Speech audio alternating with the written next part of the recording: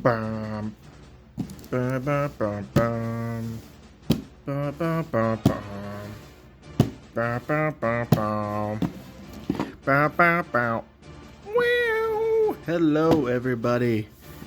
This is Dan from the Fundamentals with another unboxing video after a bit of a hiatus because, well, it is what it is.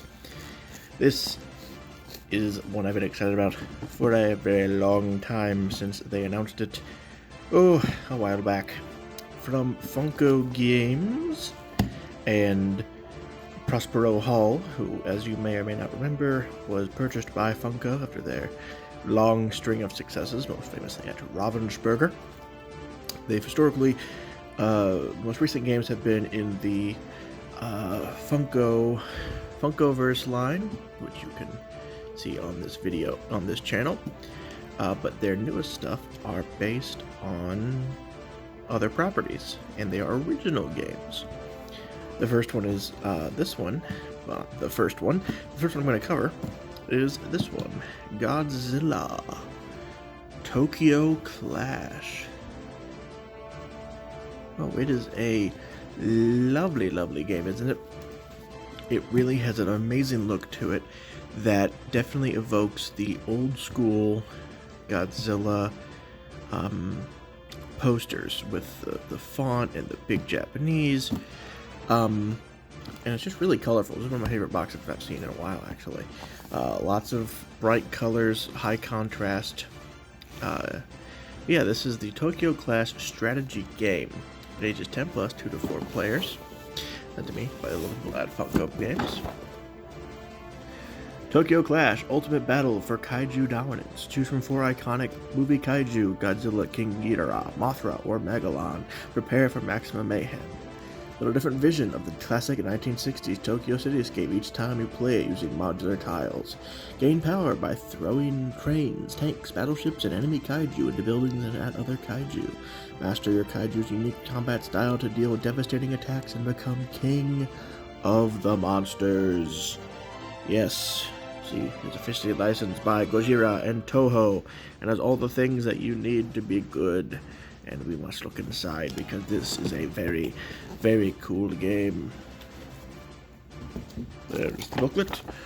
Who will be crowned king of the monsters? Has all the information you need.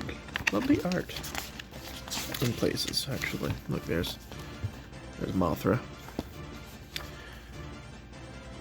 The game's in oxygen destroyer phase. Yes, there's a timer on this, if I remember correctly, where you have as much time as you have to fight and kill each other as much as you can until the oxygen destroyer happens and you all die with most dominance.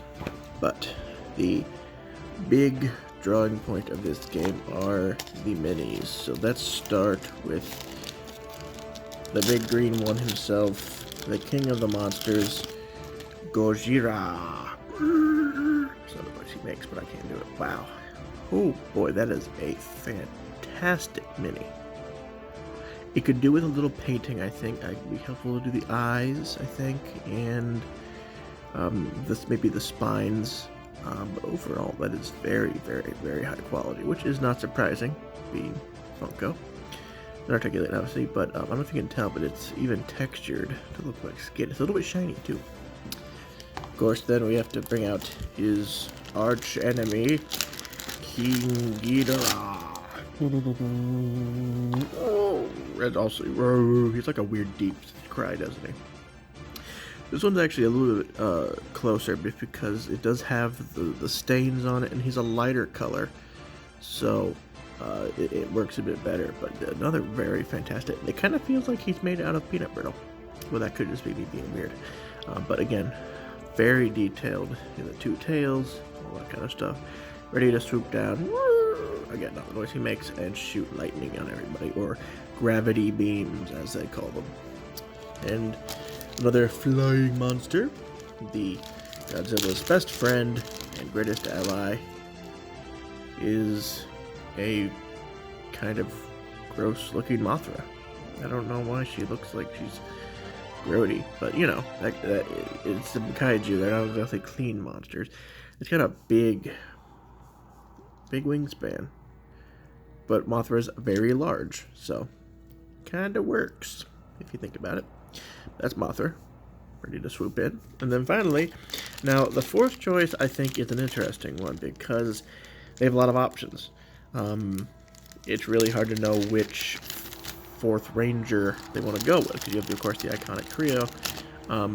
With those three, Megalon is very popular with a lot of people, and he's a classic. You know, they could have gone with a Rodan, but he's a flyer, so they would have had 3 flyers. So I guess that makes sense.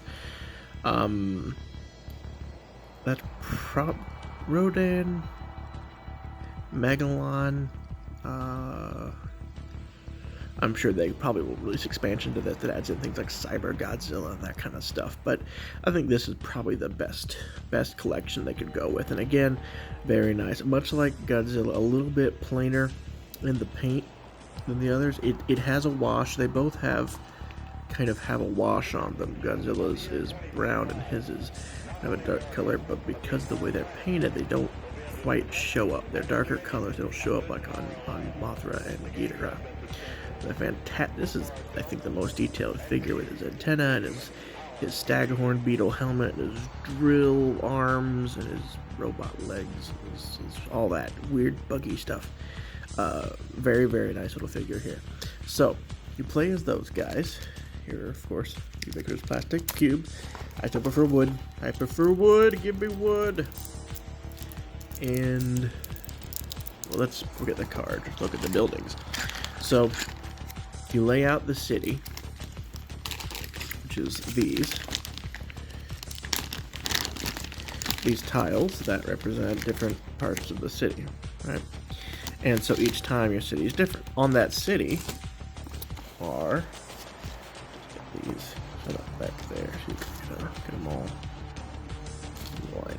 Mothra's kind of gotta lay there. But on the city, you have these buildings, power plants, and skyscrapers, things like that. The general parts of a city you need. And so the fun thing is that when you go on, let's say you're playing Godzilla, you go, and then he knocks it over, and then he does his cry. Then he wanders off, and he stomps on this. Then he wanders off, then he beats up Ghidorah, and then he beats up Megalon, and then I don't know, he kind of has a conversation with Mothra, and then she leaves. That's every Godzilla movie. Anyway, so that's kind of the big selling point of the game, is that you have these skyscrapers and these big boys that show off the proper size of a kaiju, and show off what they look like, what they do, what they're famous for doing, which is both beating each other up and naturally knocking down buildings. Let's see. Here we have some markers, things like aliens, airplanes, and all that kind of stuff. And here we have the cards for each monster, different things. And these are different, and different effects happen each round that can affect how the battle happens, because it's, you're fighting in Little Tokyo, so stuff happens, like rush hour, Brazilian invasion, lightning generators, naval bombardment. Oh, there's Megalon being destroyed. Airstrike, some old MiGs. Armored assault, there's Mothra. Then here's Godzilla. He's got a special tracker that's a fold out. There's Mothra. These are their event markers with the Velocipedes. These are their cards. There's King Ghidorah. Wow, look at the back. There's such a cool retro aesthetic to them too. Like, they're not going off the new, they're going off the classic Godzilla, with a silhouette and his marker on the back. Let's see, discard a card, throw a vehicle or kaiju one space, or move one space. And then his ability, whenever King Ghidorah plays a card with the Ghidorah symbol, which is a roaring head, move the head tracking cube up the head meter. 3 heads if you play. Oh, cool. So he just basically gets heads. And he gets power from all military bunkers, towers, power play. They have different powers from each of them. Interesting. So you get powers from destroying things. Godzilla himself with a lovely green. Isn't that neat? He lets you get momentum, and he may throw vehicles and kite. He can throw farther. He's just strong. Megalon with his brown. He, before drawing a new hand each round, you may take one card from your discard pile and place it on top of your deck. Fascinating. Then Mothra herself, Mothra Lovely Orange. If you're drawing your new hand for the round, choose a building in an adjacent space and gain all the benefits of other cards you get from destroying it. So she's like a good guy, so she doesn't really get as many benefits from destroying as the other ones do. She's more protective. Then we have, is this gonna have a lovely, it does, that doesn't make that thing work. Come on.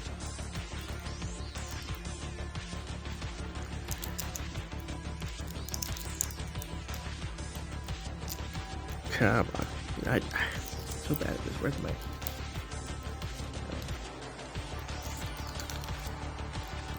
There we go. Plastic off.